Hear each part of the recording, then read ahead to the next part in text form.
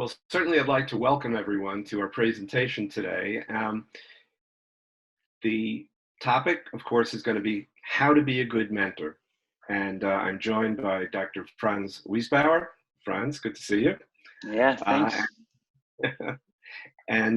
No, we're just delighted that everybody is participating today. And let's move on to the topic. Well, first, let's define exactly what a mentor is and the role of a mentor.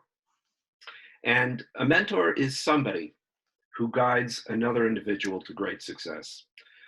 Usually they rely upon their own experiences and they share those experiences with another individual. And it's a relationship. It's a relationship between a more experienced and a knowledgeable person. The mentor acts as a guide for the less experienced and the less knowledgeable individual, trying to create an environment where they can succeed and they can reach their full potential. Now, the purpose of a mentor is, of course, to transfer knowledge and skills and experience, and in particular, helping the individual aspire to become a great physician.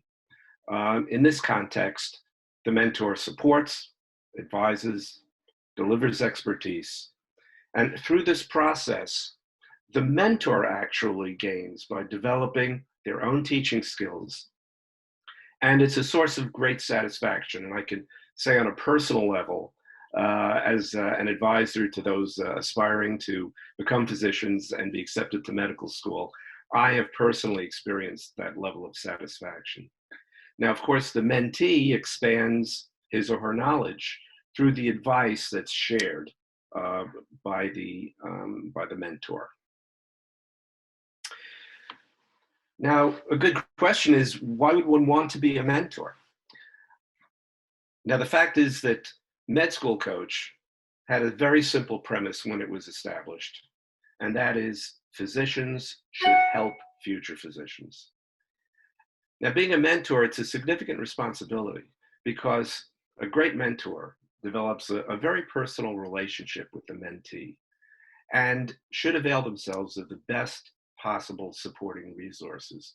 And that's where I think MedSchoolCoach does play a role. It's a pivotal role because it helps mentors to be their very best. The fact is that a mentor does not have to go it alone, especially those who are new to the mentorship process. So tapping into these resources, I think, will be very, very important to make sure that the mentorship experience is a great experience for both the mentor and the mentee. Now, of course, a mentor can help future physicians, guide future physicians, help them to avoid some of the mistakes and the pitfalls that they may encounter on their career journey. You're preparing an individual for a successful career, and in this particular circumstance, a career in medicine. It's a fantastic way to make a long-lasting impact. I don't think it's an underestimation to say that you're actually building a legacy. So how to be a good mentor? What does one need to know? Clearly, the best mentors, share their insight and they draw from their own personal experiences, their unique experiences. Often it's a once-in-a-lifetime educational experience, and they're willing to educate and to share. Interestingly, they always have to remember what it was like just starting out, because remember that these individuals who are aspiring to become physicians, they're at the beginning of a career path, and the mentor is farther down the road with incredibly valuable experience that they can share. Now, mentorship does differ from coaching. The term coaching really refers to more of a performance-driven emphasis, while mentorship is development-driven, working with the mentee to help that person achieve their highest aspirations. So what are some of the qualities of a good mentor? Well, clearly, you have to be an attentive listener. You have to listen to your mentee. You have to effectively communicate. Preparation, of course, is important. Approachability. Diplomatic honesty, being frank, being able to speak with your mentee in understandable terms in a sincere way while being objective. And you do have to show empathy because remember, they're at the beginning of their career path and they're counting on you for guidance as they meet their career goals. Well, on that note, Franz, what's been your experience in terms of being a really good mentor? Are there any personal stories that you can share, or maybe a good example of how a good mentor guides the mentee? Sure, Ed. I'd be happy to. I think you said a couple of really good points, and one of which is, the mentor needs to think back to what it was like to be a novice, and I think that can be tricky for many people. We see that at Medmastery when we work with teachers, that they're often caught up in something that we like to call expert trap, where they're so far removed from being a novice that it's hard for them to actually imagine what it was like to be a novice, and that sometimes makes it really hard for them to explain things in a simple way.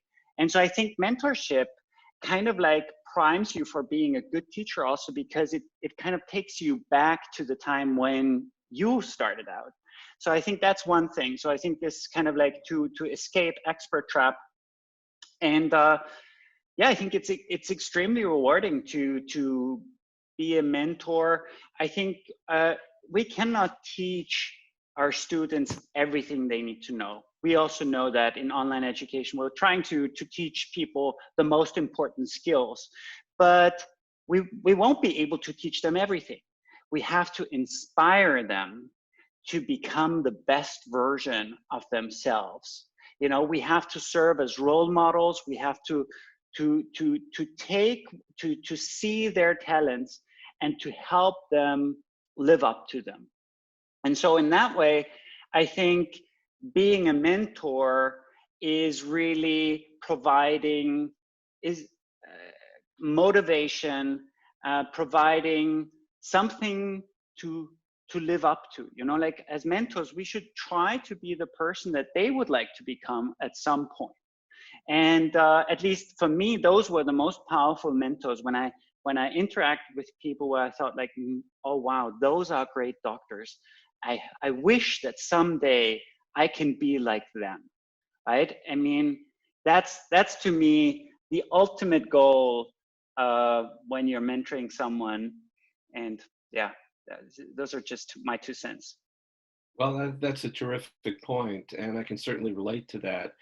I think a good mentor also has to share, lessons learned, sharing perhaps their personal and professional triumphs as well as their mistakes. That's important too.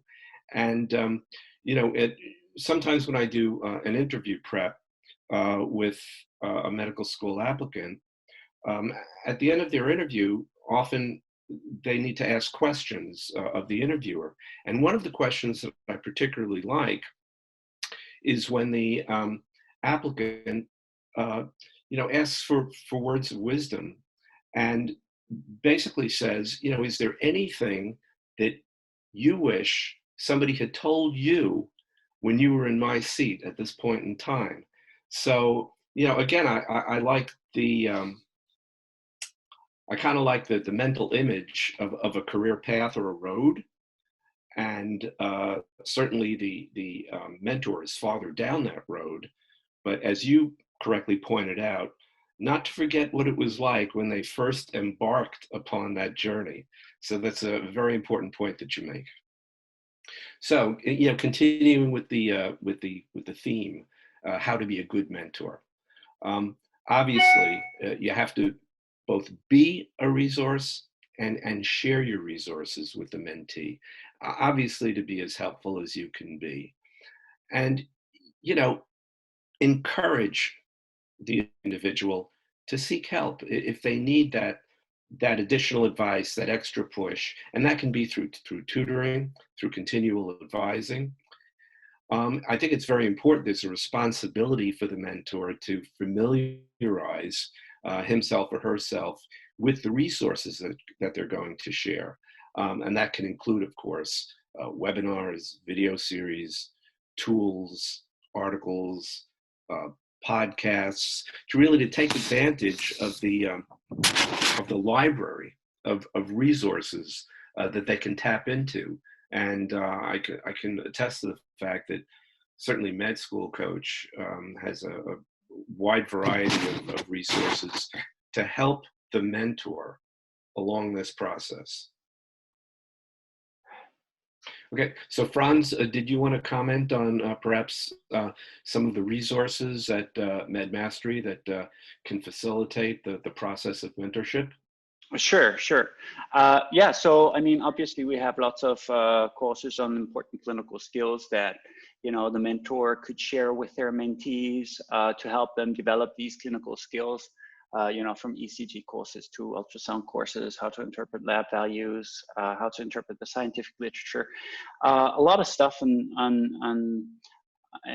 this realm. And we certainly also have blog posts on how to, you know, be a great mentor. Just one thing also, I got into the habit of collecting good questions because in my mind, you know, I've always been a great fan of the Socratic method. You know, I don't think people like to be told, they like to discover things. They like to make epiphanies, have epiphany moments, and feel like they got to a certain conclusion themselves. So over the years, I've actually collected good questions, you know, because I think good questions are almost more important than good answers, because as soon as you have the right question, the answer is just, you know, with Google and on all that, the good answer is just very close.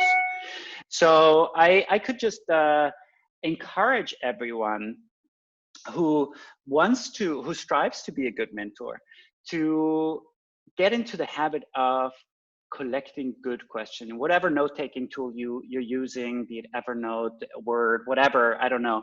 There are so many tools out there, and then tag it with good question or something. That's how I do it, and that's really, really helpful, you know, because when you're a mentor, you're almost more like an interviewer, you know, and good interviewers get to the heart of the matter with good questions.